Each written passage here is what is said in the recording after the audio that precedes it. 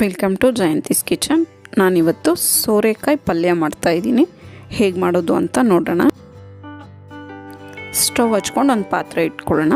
ಅದಕ್ಕೆ ಒಂದು 5 ಟೇಬಲ್ ಸ್ಪೂನಷ್ಟು ಎಣ್ಣೆ ಸೇರಿಸ್ಕೊಳ್ಳೋಣ. ಎಣ್ಣೆ ಕಾದ್ಮೇಲೆ ಒಂದು ಅರ್ಧ ಟೇಬಲ್ ಸ್ಪೂನಷ್ಟು ಸಾಸಿವೆ ಸೇರಿಸ್ಕೊಳ್ಳೋಣ.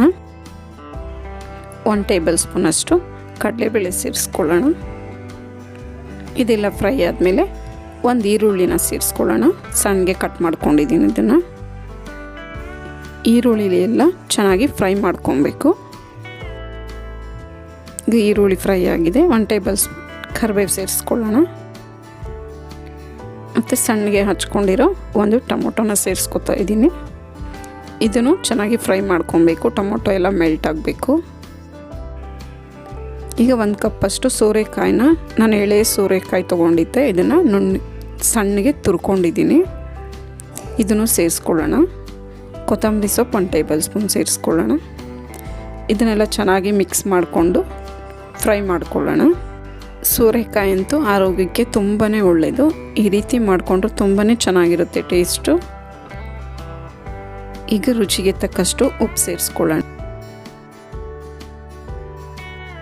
ಈಗ ಒಂದು ಅರ್ಧ ಟೇಬಲ್ ಸ್ಪೂನಷ್ಟು ಚಿಲ್ಲಿ ಪೌಡರ್ ಸೇರಿಸ್ಕೊಳ್ಳೋಣ. ಇದನ್ನೆಲ್ಲ ಮಿಕ್ಸ್ ಮಾಡಿಕೊಂಡು ನೀಟಾಗಿ ಒಂದು 10 ನಿಮಿಷ ಒಂದು ಪ್ಲೇಟ್ ಮುಚ್ಚಿ ಬೇಯಿಸ್ಕೊಳ್ಳೋಣ.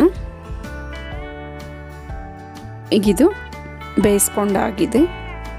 ಇದಕ್ಕೆ 1-2 ಟೇಬಲ್ ಸ್ಪೂನಷ್ಟು ಹುರಿದು ಪುಡಿ ಮಾಡ್ಕೊಂಡಿರೋ ಕಡಲೆ ಬೀಜ ಪುಡಿನ ಸೇರಿಸ್ಕೊಳ್ಳೋಣ. ಇದು ಹಾಕೋದ್ರಿಂದ ಪಲ್ಯ ತುಂಬಾ ಚೆನ್ನಾಗಿರುತ್ತೆ. ಸೇರಿಸ್ಕೊಂಡಾದ್ಮೇಲೆ ಇದನ್ನು ನೀಟಾಗಿ ಮಿಕ್ಸ್ ಮಾಡ್ಕೊಳ್ಳೋಣ. ಈಗ ರುಚಿಕರವಾದ ಸೋರೆಕಾಯಿ ಪಲ್ಯ ಸವಿಯಲು ಸಿದ್ಧವಾಗಿದೆ. ನಿಮಗೆ ವಿಡಿಯೋ ಇಷ್ಟ ಆದರೆ ಲೈಕ್, ಶೇರ್ ಆ್ಯಂಡ್ ಸಬ್ಸ್ಕ್ರೈಬ್ ಮಾಡಿ. ನಿಮ್ಮ ಅನಿಸಿಕೆ ಅಭಿಪ್ರಾಯವನ್ನು ಕಮೆಂಟ್ಸ್ ಮೂಲಕ ತಿಳಿಸಿ.